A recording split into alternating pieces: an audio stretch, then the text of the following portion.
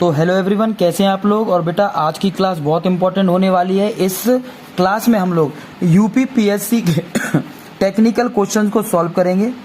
UP PSC एई के 2021 का जो पेपर था, जो अभी हाल ही में हुआ था, उसके पेपर के टेक्निकल क्वेश्चंस को हम लोग सॉल्व करने वाले हैं।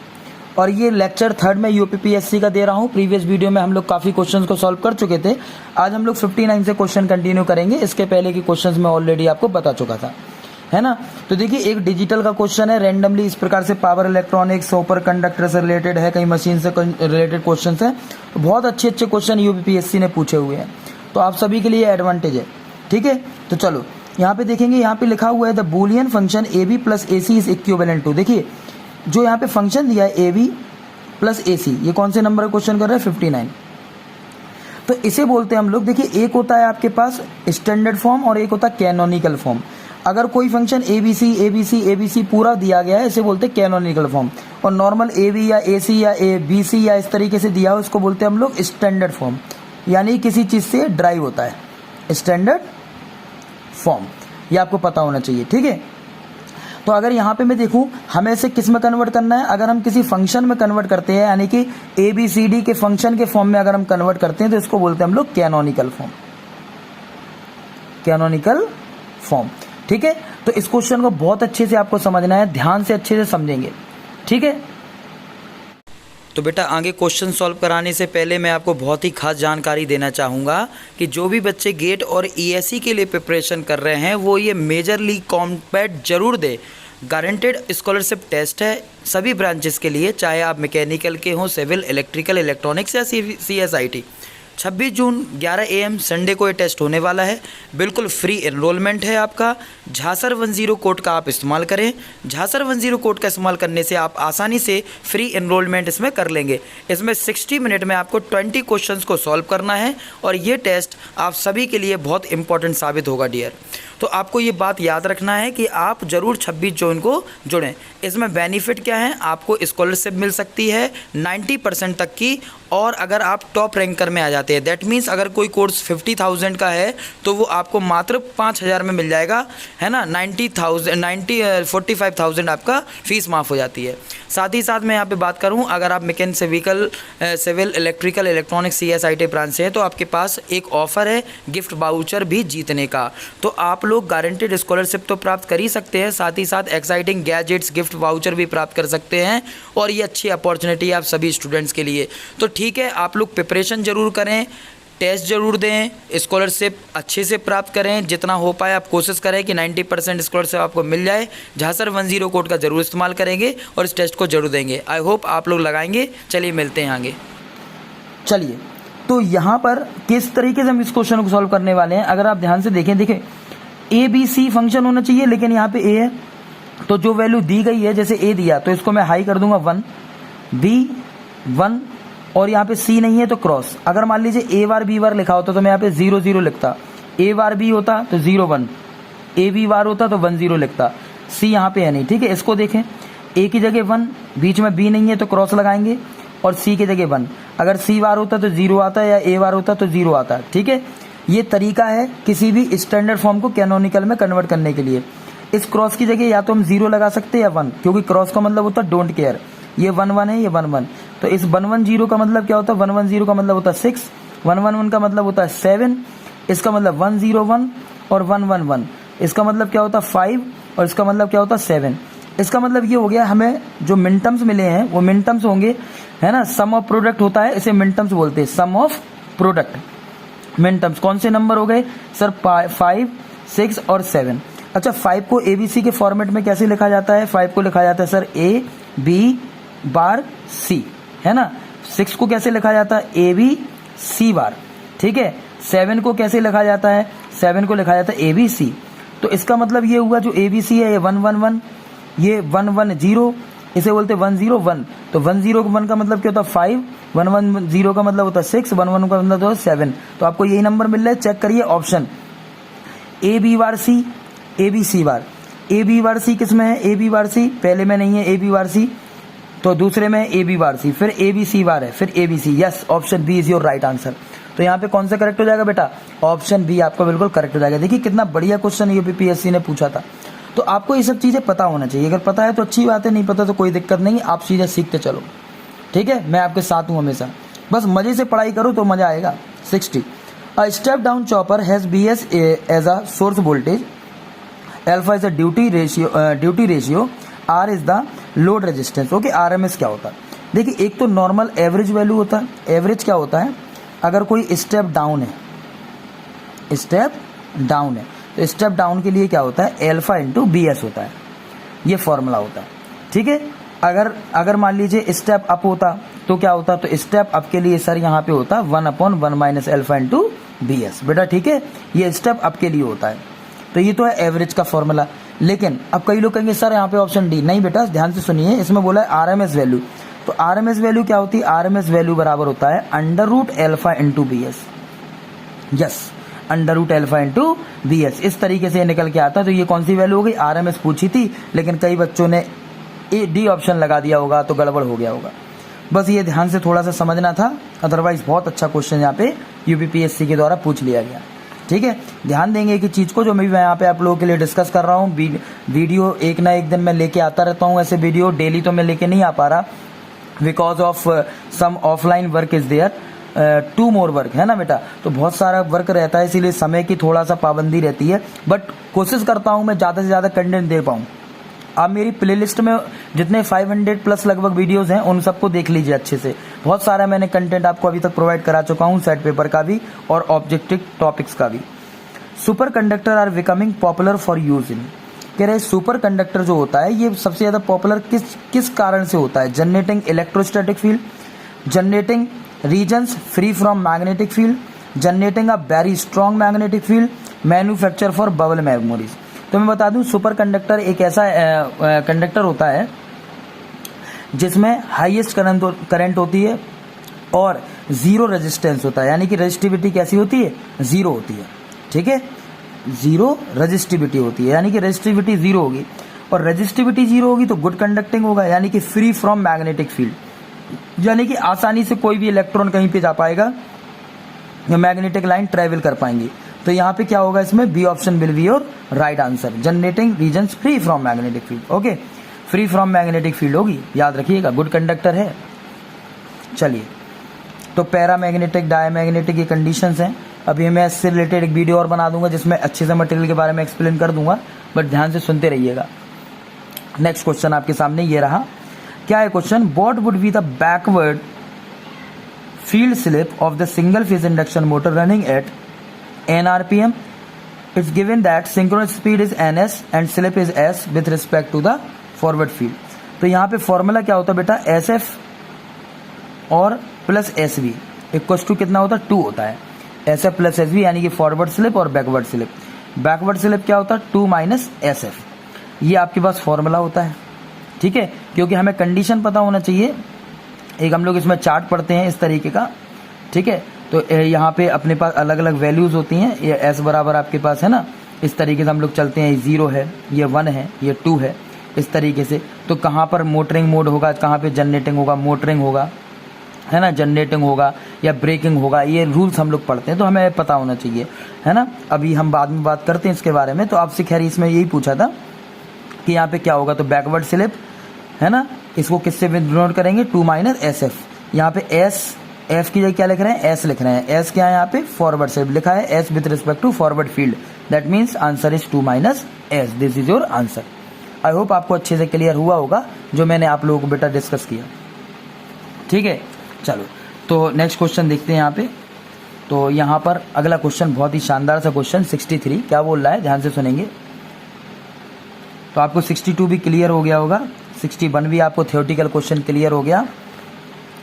3 phase induction motor has starting torque of 100%, यानी कि स्टार्टिंग टॉर्क TST कितना दिया? 100%। और मैक्सिमम टॉर्क कितना दिया? मैक्सिमम टॉर्क दिया आपके पास 200%। वेरी गुड, दैट मीन्स 100/100, यानी कि आपके पास 1 और 200/100, that means it is a 2। Okay, the value of slip at a maximum torque, ठीक है। स्लिप क्या होगा? तो मैं आपको एक बता दूं, फॉर्मूला हमारे पास होता है, क्या होता है? Starting torque upon maximum torque equals to 2s/s² + 1। तो इसको आप रख सकते हैं, वैल्यू को निकाल सकते हो। तो सॉल्व करोगे तो आंसर आएगा S इक्वल टू 0.268, यानी कि ऑप्शन आपके पास ए करेक्ट हो जाएगा। ठीक है, मैक्सिमम कंडीशन में। ये आपको क्लियर होना चाहिए पॉइंट। ठीक है, आई होप आपको अच्छे से क्लियर हो रहा होगा। तो इस तरीके के क्वेश्चन हमसे पूछे गए थे, है ना। तो चलिए पेपर को मैं थोड़ा शिफ्ट करूंगा और आगे हम लोग बात करेंगे, ध्यान से अच्छे से समझेंगे एक क्वेश्चन को। देखिए बेटा, नेक्स्ट क्वेश्चन आपके सामने ये रहा स्क्रीन पर। क्या बोल रहा है क्वेश्चन, देखिए। देखिए, ये आपने मैथमेटिक्स में पढ़े होंगे, अगर आपने डिप्लोमा किया है, बीटेक किया है, तो आपको ये आना भी चाहिए। मैथ्स की जनरल इक्वेशन का क्वेश्चन है कि यहाँ पे दिया है d²y/dx² -6 dy/dx plus 9y equals to 0। तो यहाँ पर अगर हम देखें, हम लोग क्या बनाते हैं, ऑक्सिलरी इक्वेशन। क्या बनाते हैं, ऑक्सिलरी इक्वेशन। और ऑक्सिलरी इक्वेशन क्या होगी, अगर एक बार डिफरेंशिएशन है तो m आता, 2 बार है तो m² आता, 3 बार है m³ आएगा, m² -6m और प्लस 9, है ना, ये y कॉमन आ जाता है। इस तरीके की इक्वेशन बनती है। तो ये फॉर्मूला बन गया m, है ना, m-3 का होल स्क्वायर का। इसका मतलब हम ये कह सकते हैं कि सर हमारे पास दो वैल्यू आएंगी m की, 3,3। ठीक है, तो इसके लिए हम लोग क्या करते हैं, कॉम्प्लीमेंट्री फैक्टर निकालते हैं। क्या निकालते हैं, कॉम्प्लीमेंट्री फैक्टर। और यही क्या होता है, y। एक होता है पर्टिकुलर इंटीग्रल, जिन बच्चों को नहीं आता वो डायरेक्टली समझ सकते हैं, जिनको आता है अच्छी बात है। तो पर्टिकुलर इंटीग्रल तो 0 होगा, क्योंकि सामने की तरफ जो है ना, इधर पे कुछ नहीं दिया, यहाँ पे क्या दिया, 0 दिया। तो अगर 0 है तो PI हमेशा 0 होता है, लेकिन कुछ ना कुछ वैल्यू दी गई हो, 5, 6, 7, तो हम लोग PI फिर निकालते हैं। उसका तरीका होता है, वो अभी जरूरत पड़ेगी तो डेफिनेटली मैं आपको बता दूंगा। ठीक है, तो हम लोग पेपर सॉल्व कर रहे हैं। तो फॉर्मूला इसके लिए क्या होता है, इसके लिए फॉर्मूला होता है, अगर ऐसा कोई क्वेश्चन आ जाता है तो, जैसे मान लीजिए ये फंक्शन था x का, तो यहाँ पे क्या आएगा, एक कांस्टेंट आएगा a और प्लस bx, और यहाँ पे कितना आएगा, e की पावर 3x। e की पावर कितना आएगा, 3x। अगर 2 बार कोई फंक्शन आ जाए, अगर अलग अलग होता तो आता से a e की पावर 3x और प्लस मान लो 6 लिखा, प्लस 6 e की पावर मतलब b e की पावर 3x, इस तरीके से 6x जो भी होता, इस तरीके से यहाँ पे आता है। तो यहाँ पे देख लो, ऑप्शन देख लो, फिर a की जगह यहाँ तो C1 C2 दिया है आपको, तो C1 प्लस C2x और e की पावर 3x, यानी कि ऑप्शन कौन सा, option b is your right answer dear. तो ऑप्शन आपका बी करेक्ट हो जाएगा डियर। ठीक है गजब क्वेश्चन की नहीं। आई होप आपको मजा आ रहा होगा। बस अच्छे से पढ़ते रहोगे तो डेफिनेटली मजा आएगा, और मजा आपको भी बना रहना चाहिए। ठीक है, नेक्स्ट क्वेश्चन 65। क्या बोल रहा है 65 में, when the temperature of a magnetic material is raised above the Curie point become।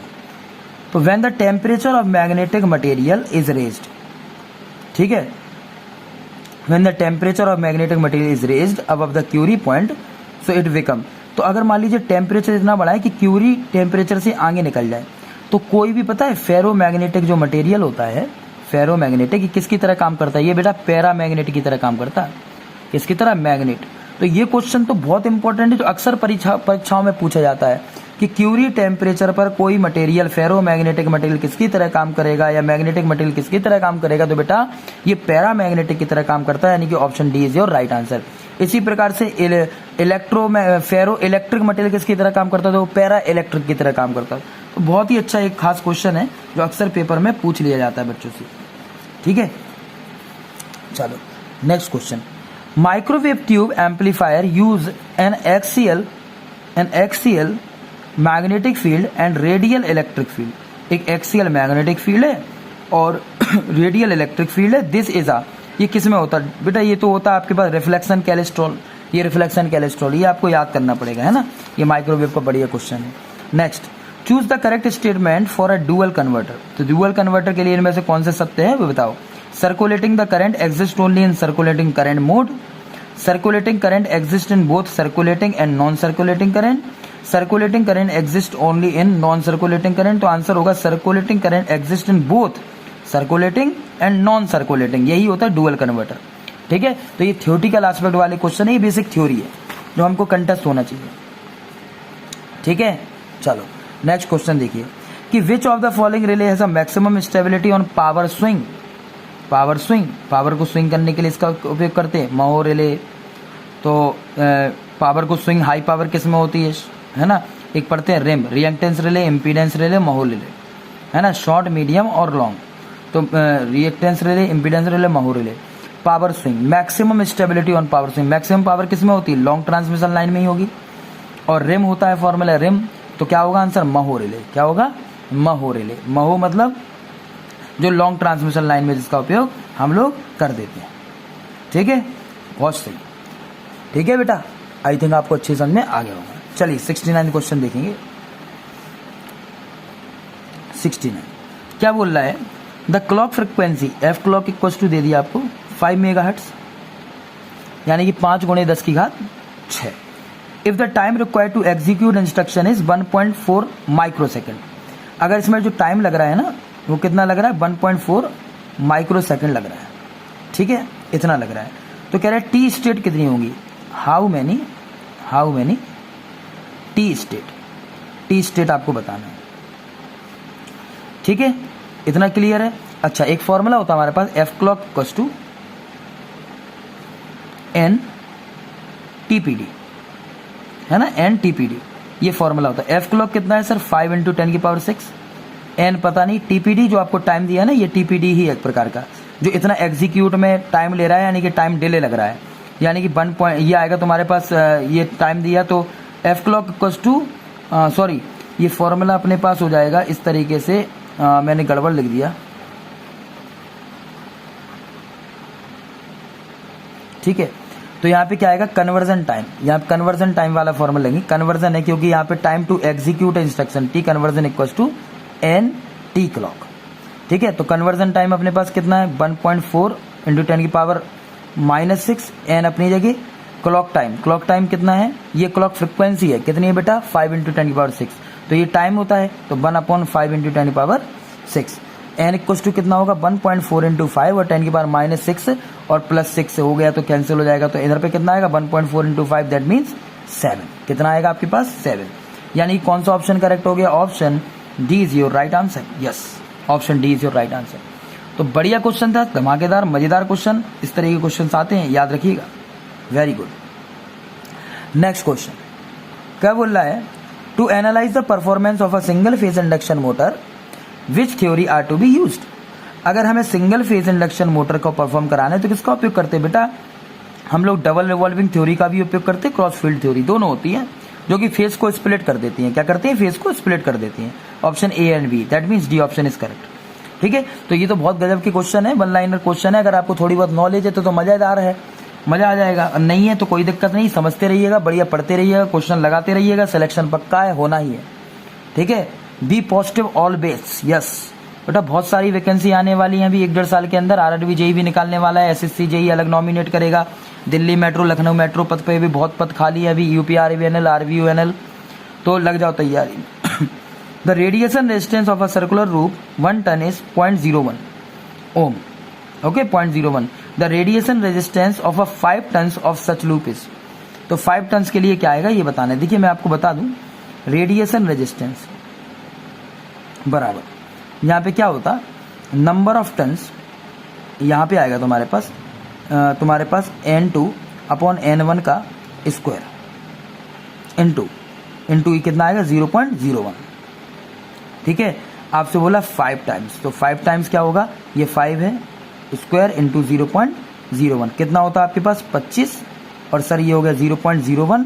अब मल्टीप्लाई करेंगे, आंसर आएगा 0.25। ये अगर फॉर्मूला अगर आता होता तो ठीक है, नहीं है तो कोई बात नहीं, लेकिन हमें एक कंठस्थ होना चाहिए।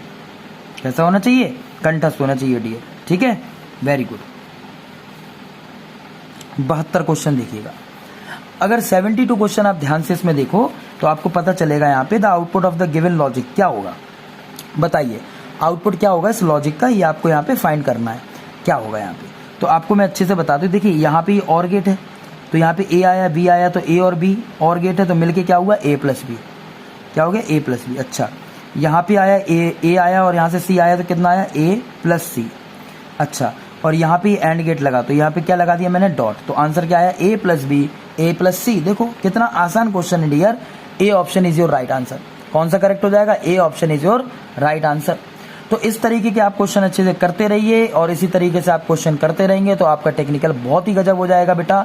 और हम लोग नेक्स्ट सीरीज में आगे लेके आएंगे आगे के क्वेश्चंस। तो इस तरीके से आप जरा 20-20 क्वेश्चन 10-10 क्वेश्चन इस तरीके से वीडियो छोटे छोटे मैं क्लिप के फॉर्म में आपको देता हूँ, इनको आप अच्छे से देखते रहिएगा। लेंथी वीडियो इसीलिए नहीं देता क्योंकि बहुत से स्टूडेंट्स पूरा वीडियो नहीं देख पाते, बट जो पढ़ने वाले हैं वो तो सभी देख रहे होंगे, तो ध्यान से अच्छे से एक एक चीज़ को समझेंगे जितना भी मैं कंटेंट यहाँ पे दे रहा हूँ। आई होप आपको अच्छा लगा होगा। If you like this, subscribe the channel, share the video. नमस्कार, शुक्रिया, आदाब, जय हिंद, थैंक यू।